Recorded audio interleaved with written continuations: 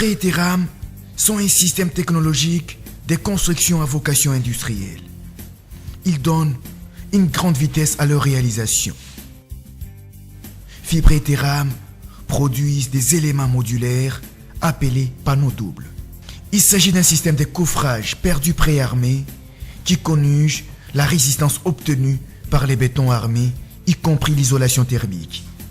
Le dimensionnement du béton et de l'isolation de ces panneaux varie selon les exigences projectuelles.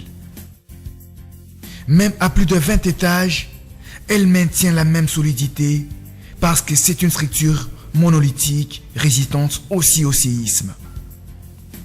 La qualité structurelle du système ne pose aucun obstacle pour les solutions architecturales.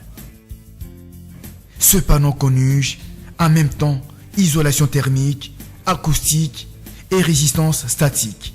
Donc, toutes ces qualités donnent aux réalisations une connotation dans les segments de classe A. Quelles sont alors les composantes des matériaux du panneau? Il y a deux feuilles, des polystyrènes expansés, synthétiques, hydrofuges, auto-extinguibles qui constituent ce que l'on appelle les coffrages à perdre. À l'intérieur de ce coffrage, on trouve deux treillis de fer à béton auxquels le diamètre et le mêle peuvent varier selon les exigences. Liés à ce treillis de fer à béton, on trouve 10 boulons en acier par panneau et filetés des deux côtés qui permettent de déterminer l'épaisseur du béton, le serrage entre les panneaux et avec son reste de filetage, l'amorcement de la charpente métallique peut contenir la pression de la coulée. Ici à l'image, on voit deux panneaux complets et accouplés. On voit que d'un côté sont déjà placées les deux charpentes métalliques et de l'autre, un seul élément. Le panneau qu'on voit ici en plaque des polystyrènes de l'épaisseur de 6 cm. Sur les faces extérieures du panneau, on peut noter que sont coulés les treillis de petites mêles en fibre de verre qui, ensemble aux petites grecques du polystyrène, sont nécessaires pour l'amélioration de l'adhésion du crépissage dans les bétons. À l'intérieur du panneau, il faut noter les deux treillis de fer à béton.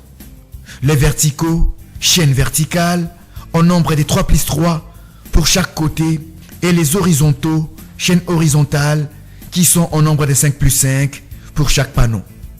Ces derniers fers à béton horizontaux présentent à l'extrémité des boucles qui ont une fonction extrêmement importante. Les boucles se superposent au panneau contigu pour permettre d'insérer un fer à béton diamètre 8 avec la finalité de donner la continuité des fers à béton, chaîne horizontale et aussi l'accouplement des panneaux. On peut noter aussi que le fer à béton est correctement placé à l'intérieur du panneau parce qu'il crée l'espace demandé pour les bétons couvre-fer. L'élément qui détermine cet espace, c'est une plaquette obtenue dans une petite bande d'acier harmonique qui est électrosudée aux barres de fer horizontaux en même temps que son trou permet le passage du boulon connecteur de la plaquette à son extrémité présente une denture qui s'enfonce dans les polystyrènes. On observe aussi la position d'une autre composante, le boulon connecteur.